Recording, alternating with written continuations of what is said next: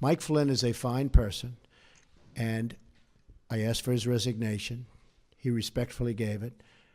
He is a man who, there was a certain amount of information given to Vice President Pence, who's with us today, and I was not happy with the way that information was given.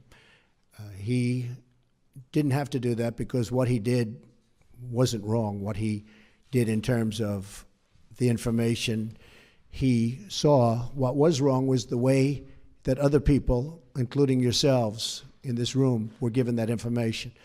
Because that was classified information, it was given illegally. That's the real problem. And you can talk all you want about Russia, which was all a fake news fabricated deal to try and make up for the loss of the Democrats, and the press plays right into it.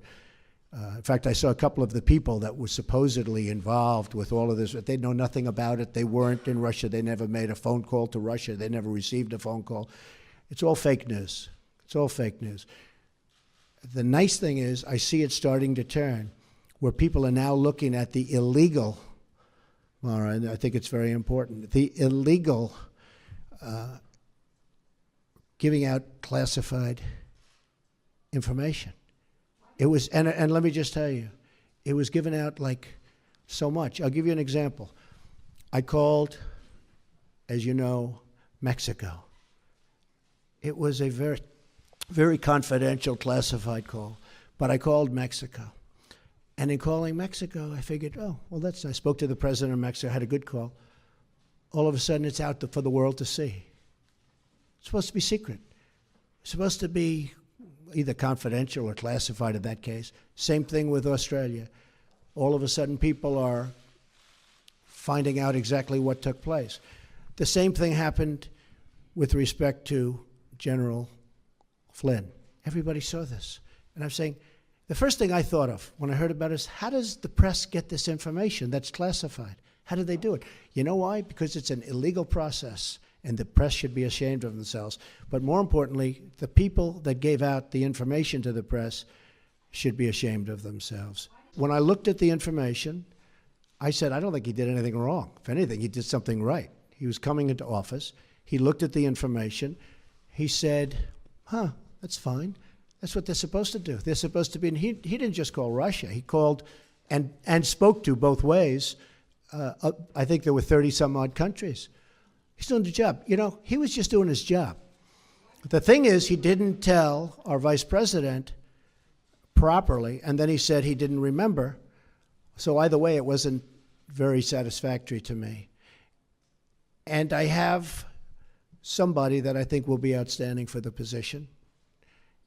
And that also helps, I think, in the making of my decision. But he didn't tell the Vice President of the United States the facts, and then he didn't remember. And that just wasn't acceptable to me. Well, the failing New York Times wrote a big, long front-page story yesterday. And it was very much discredited, as you know. It's a joke. And the people mentioned the story. I noticed they were on television today saying they never even spoke to Russia. They weren't even a part, really. I mean, they were such a minor part. I hadn't spoken to them. I think the one person, I don't think I've ever spoken to him. I don't think I've ever met him. And he actually said he was a very low-level member of, I think, a committee for a short period of time. I don't think I ever met him. Now, it's possible that I walked into a room and he was sitting there, but I don't think I ever met him. I didn't talk to him ever. And he thought it was a joke.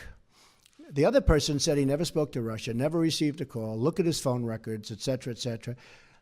And the other person, people knew that he represented various countries, but I don't think he represented Russia, but knew that he represented various countries. That's what he does. I mean, people know that. That's Mr. Manafort, who's, by the way, a respected man. He's a respected man. But I think he represented the Ukraine government or somebody. But people knew that. Everybody knew that. So these people, and he said that he has absolutely nothing to do and never has with Russia.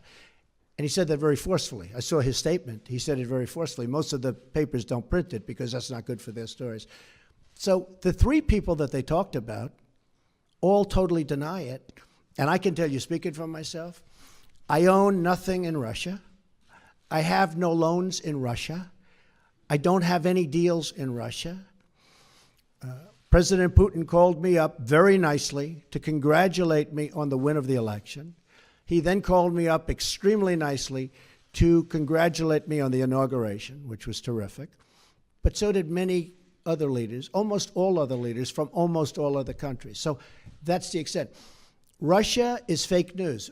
This is fake news put out by the media.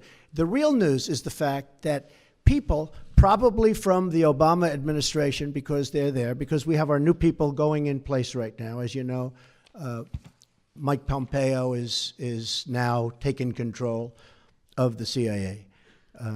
James Comey at FBI. Dan Coates is waiting to be approved. I mean, he is a senator and a highly respected one, and he's still waiting to be approved. But our new people are going in. And just while you're at it, because you mentioned this, Wall Street Journal did a story today that was almost as disgraceful as the failing New York Times' story yesterday. And it talked about, you saw it front page. So, Director of National Intelligence just put out, acting, a statement. Any suggestion that the United States intelligence community, this was just given to us, is withholding information and not providing the best possible intelligence to the president and his national security team is not true. So they took this front page story out of the Wall Street Journal, top, and they just wrote the story that it's not true. And I'll tell you something, I'll be honest, because I sort of enjoy this back and forth, and I guess I have all my life, but I've never seen more dishonest media than, frankly, the political media. I thought the financial media was much better, much more honest.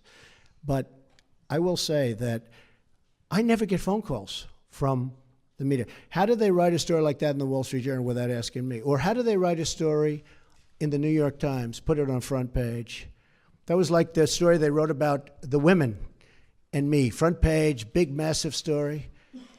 And it was nasty. And then they called, they said, we never said that. We like Mr. Trump. They called up my office. We like Mr. Trump. We never said that. And it was they totally misrepresented those very wonderful women, I have to tell you. Totally misrepresented. I said, give us a retraction. They never gave us a retraction. And frankly, I then went on to other things.